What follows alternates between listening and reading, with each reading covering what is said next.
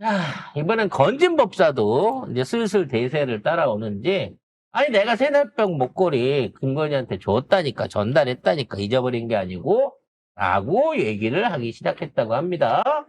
네. 자, 건진 법사가 첫 재판에서 통일교 측으로부터 샤넬백과 고가의 목걸이를 받아 김건희에 전달했다는 혐의 사실 자체를 모두 인정했습니다. 하지만 법적으로 죄가 성립하지 않기 때문에 처벌받을 순 없어요 라고 주장을 했습니다. 그러니까 전략을 바꾼 거죠. 아예 그런 일이 없었다 해서 하긴 했는데 그게 법적으로 죄가 되진 않잖아요. 아니, 물건, 나 지금 택배 해준 거야. 3천만 원 받고, 가방 택배 해준 것 뿐이야. 라고 얘기를 하는 거죠. 빠져나가려고 하는 거지. 근데 여러분, 생각을 한번 해보시죠. 자, 통일교가 백을 사서 줬어요. 목걸이를 사서 줍니다. 근데 전달하는 건진한테 백값에 3배를 줬어. 3배가 넘는 전달료를 줬어. 이거 뭔가 수수료가 좀 안 맞지 않아요? 그러게. 왜 수수료가 더 비싸요? 나는 그 백 안에 이 주먹만한 다이아가 하나 들어있어가지고 그 백 가치가 한 100억쯤 된다. 그래서 10억쯤 된다. 100억짜리 다이아는 귀하니까. 한 10억쯤 되는 다이아를 포장하기 위해서 샤넬백을 쓴 거고 그거를 받아서 알맹이를 챙기고 껍데기를 다른 걸로 바꿀 수 있다고 생각해요. 그렇기 때문에 이걸 전달하는 과정에 힘을 쏟은 이 건진한테 10억에 한 3% 정도 되는 3천만 원을 준다. 이건 이해가 가. 근데 800만 원짜리, 1200만 원짜리 백 전달하려고 전달하는 놈한테 택배비를 3천만 원을 써? 말도 안 되는 얘기 아닙니까? 따라서 금품이 전달되고 난 상황을 인정했는데 우리가 보는 게 사람들이 일반적으로 생각하는 게 전달되는 과정에 그 백이 비었을 거냐 빈 백이었을 거냐 이 부분에 대해서는 추가적인 조사가 필요할 것으로 보입니다. 저는 백 하나를 갖고 움직였다고 치면 이렇게 복잡하게 할 일이 아니라고 생각해요. 백 정도는 코바나 컨텐츠 사무실 앞에서 경호기가 줄 서가면서 받았어요.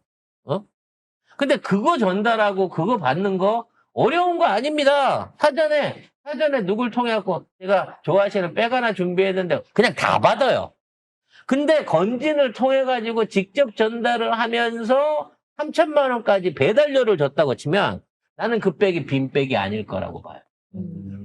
그 안에 뭔가 다른 게 좀 담아져 있었다는 거지. 아니, 3천짜리 백 받고, 뭐 2억 얼마씩 받고, 250억 대학교 그 지원금을 준다고요? 1,700억 하수처리장 예산을 결제를 해준다고요? 1조 원이 넘는 ODA 사업을 갖다가 밀어준다고요? 지금 박찬대 의원이 실제적으로 처음으로 국정감사에 그거 언급했어요. 지금 캄보디아 관련된 사건들, 납치 사건들, 이게 캄보디아 제공한 ODA 예산이나 또는 그와 연관된 통일교 사업하고도 어떠한 연관성이 없는지 살펴봐야 된다라는 얘기가 나오고 있다는 거죠. 그렇게 되면서 이번에 대학생 납치 사건, 납치 고문 사건, 기타 등등의 사건들에 대한 여러 속보들이 쏟아져 나오고 있습니다. 저는 이 친구가 그냥 여행이라든지 아니면 뭐 잘못된 피싱으로 인해 가지고 캄보디아에 들어가서 희생당하는 사람인 줄 알았는데 매우 조직적인 입장으로 이러한 범죄가 일어났는데 희생된 사람인 거고 억울한 사람인 거예요. 이 사람은요, 자기 대학 선배의 모집, 그러니까 권유를 받고 캄보디아에 취업인 줄 알고 갔던 사람이에요.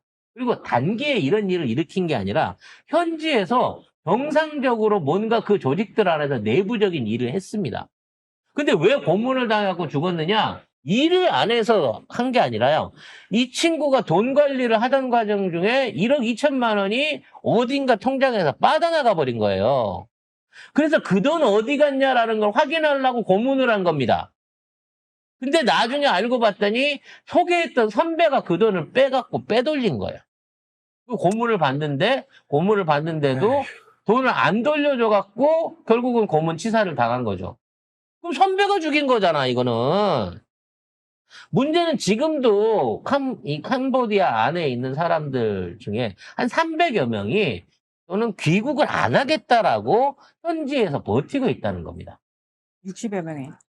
300여 명 중에 60여 명이 현지에서 버티고 있는 사람들이 있다는 겁니다. 그럼 이 사람들은 왜 버티고 있을까요? 저는 이 사람들은 실제적으로 현지에서 그쪽 조직들하고 세계적으로 뭔 일을 하고 있는 직접적인 중간 간부이기 때문에 얘네들이 안 나오려고 하는 게 아닌가라는 의심이 들어요. 즉, 현지에 있는 중국인들 나쁘죠? 모집책들. 근데 걔들이 하는 일은 사업 건수하고 장소를 제공하고 보호를 해주는 역할을 하는 놈들이고요.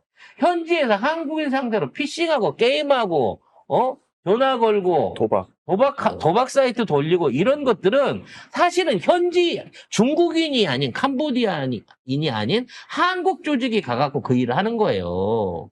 그리고 그 안에는 사람들을 인신매매해다가 잡아다가 희생을 당한 사람들도 있겠지만 거기에 적극적으로 동조해갖고 대한민국 국민들을 등을 쳤던 사람들도 분명히 있을 거라는 겁니다. 그게 한국말 할 줄 모르는 캄보디아 사람이나 중국 사람만으로 이게 해결할 수 있는 일이에요? 정리할 수 있는 일입니까? 그래서 이게 현지에 파견돼서 나가 있는 사람들이 모두 선량한 피해자들은 아니에요. 분명히 이러한 사업들을 벌이는 놈들이 있었을 거고, 그걸 비호했던 현지 세력, 그리고 국내 세력들의 연결고리가 있을 겁니다. 이것도 검찰이 어떠한 형태든 커넥션을 가지지 않으면 못하는 일이란 말이에요.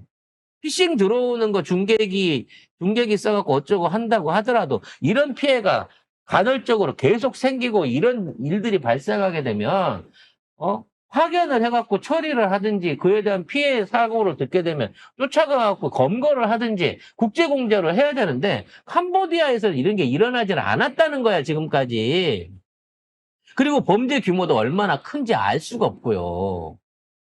최근 들어 우리나라에서 사기를 치고 캄보디아로 도피를 했던 사기꾼 부부가 현지에서 풀려난 이런 사례들이 또 확인이 되고 있습니다. 그 사람들 스팸이라고 하잖아요. 똑같은 거예요. 네, 그걸로 사기를 쳐가지고. 125? 네. 와. 근데 중요한 거는 저희가 계속 말씀드립니다만 거기 공권력들도 못 믿는다니까요.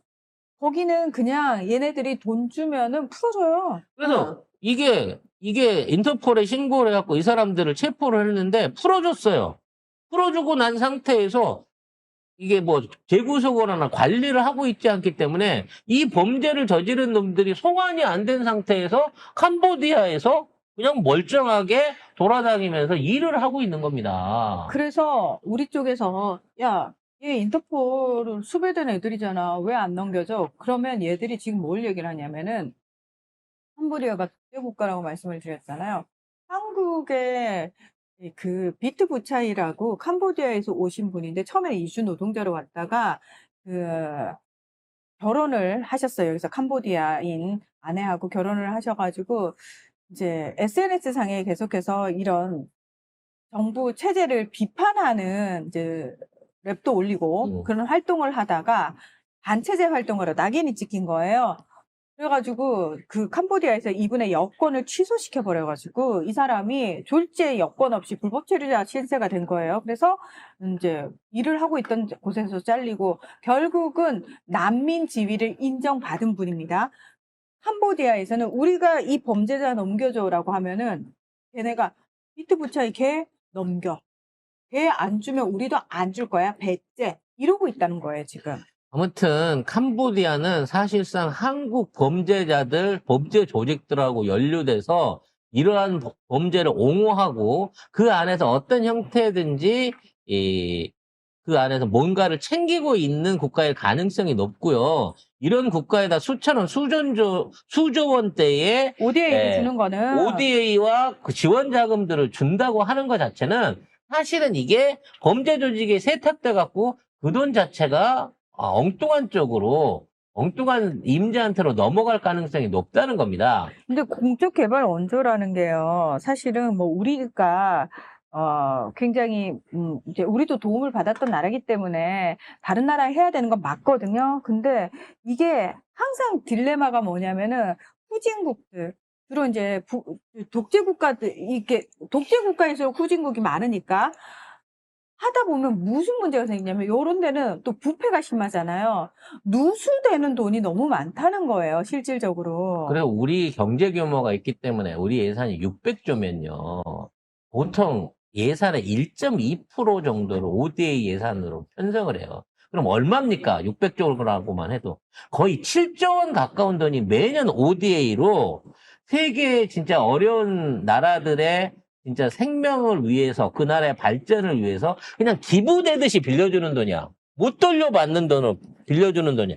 근데 그 돈들 중에 대부분이 캄보디아라든지 우크라이나 이런 쪽으로 다 가고 있다는 거. 과연 이게 선의로 해갖고 그동안 지급이 되고 있었을까라는 부분을 안 들여다볼 수가 없는 겁니다.